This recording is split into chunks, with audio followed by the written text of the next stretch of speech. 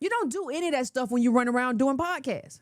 Now, I don't have a problem with doing a podcast. There are a few podcasts I will absolutely do. But he's on TV. He's doing something all the time. He's always on somebody's show. He's always in another country. He's always at an event. When you're doing something that has never been done, you better sit down somewhere and shut up and figure it out. I told y'all Umar was half crazy when he went on Joe Budden's pod. At the end of the pod, he listed 20 things that he was about to do. I'm going to have a women's conference, a kids conference, a journalism conference. I'm going to have a conference for relationship. I'm going to have a conference for people who like peanut butter. I said, did y'all hear this? This man listed out 10 different kinds of conferences that he's going to have. I said, do you understand how hard it is to put on one conference? But that's what happens when you're not a real leader and you just sitting around playing dolls.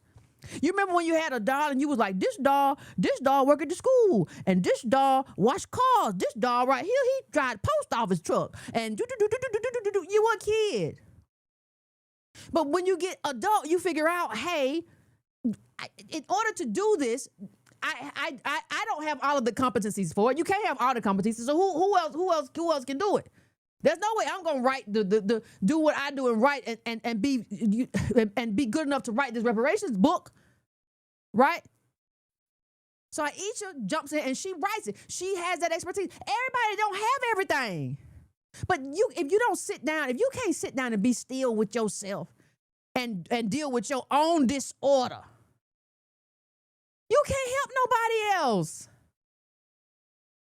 Can't help nobody sit still when you can't sit still and you always running around like a big old child. Let me just put up a couple of things. Like I said, we're not going to be here long night. I don't want to spend I got stuff to do. I ain't got time to be, this man's crazy. I'm telling you, it's something going on here. Oh, so we said license and accreditation, that's $50,000 to $250,000. We're talking about a boarding school. That's how he started out.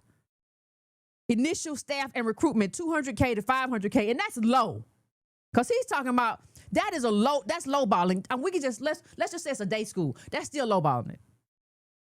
Let's just say ain't no board, it's just day school, because that's what I think we ended up with. He lowballing. Let's go to marketing, admissions, and outreach. That's $50,000 to $150,000. Let's go to working capital, $1 million to $2 million to cover initial months before tuition flows in. Typical startup costs, low end $4.5 to $5 million. High end $15 million if you're building or gut rehabbing an older property.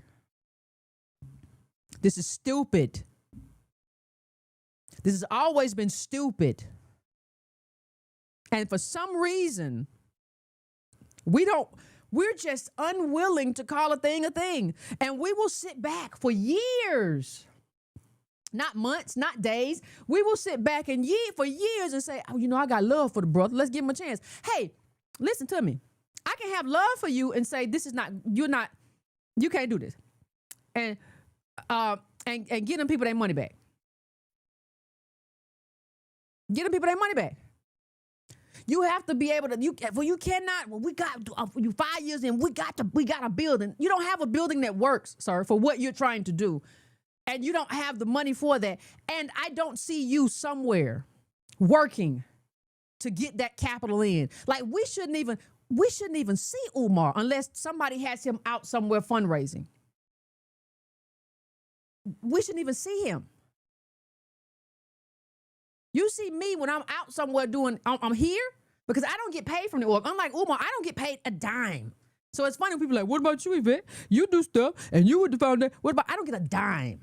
And I said, it is set up that way. All the money that comes into the ADOS Advocacy Foundation, ADOS Empowerment Project, ADOS RI goes right back in. It goes right back in. Nobody gets paid. But this is how other people maintain their lifestyles. And instead of us seeing that as a lifestyle grift, we'd be like, well, give him a chance. No, it's apparent he doesn't have it. It's apparent that he never had it. It's apparent to anybody with eyes to see, but we don't have eyes to see. We give all of the wrong people a chance. Everybody who is trying to hustle, steal, here they come in. We came and we told y'all, hey, Jay Morrison had a bankruptcy. He said he sold his own daddy crack.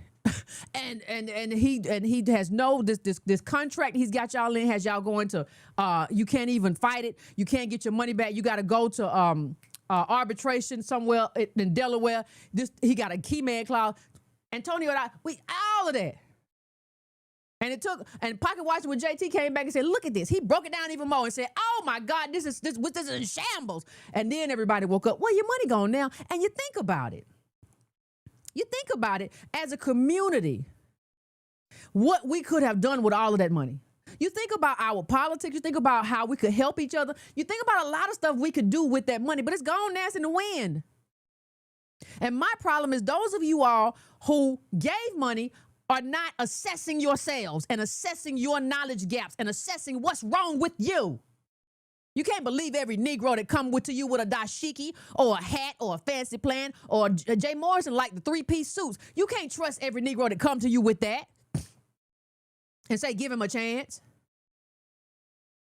You cannot do that. And there has to be some type of return. Like I said, with ADOS and the ADOS Advocacy Fund, I have done, and we have done volunteers, everything we said you want to do. We said the disaggregation. We said claim the name. We said we're going to have national chat. We have done all of that with far less than what they have. And y'all will still, a lot of y'all will come in my comments, well, Yvette, you know I can't do it because I bet you can. I bet you gave Umar $1,000 too with your knucklehead self. I hope you get put out of your apartment with that look. I hope that's rent money. I hate to be mean, but good Lord of mercy, almighty. What are y'all doing? Let me just go through this list because, like I said, we got to be here for it. It's because I ain't through. Estimated cost, boarding schools, of course. That's what he started out as. I don't know what he ended up as because I don't follow the man. Higher because of staffing ratios, dorm staff 24/7, 2 to 6 million annual costs. Student housing and food service $500K to $2 million. Utilities and maintenance $300K to $1 million. Academic programs $200K to $500K. Insurance compliance $100K to $300K. Transportation $50K to $250K.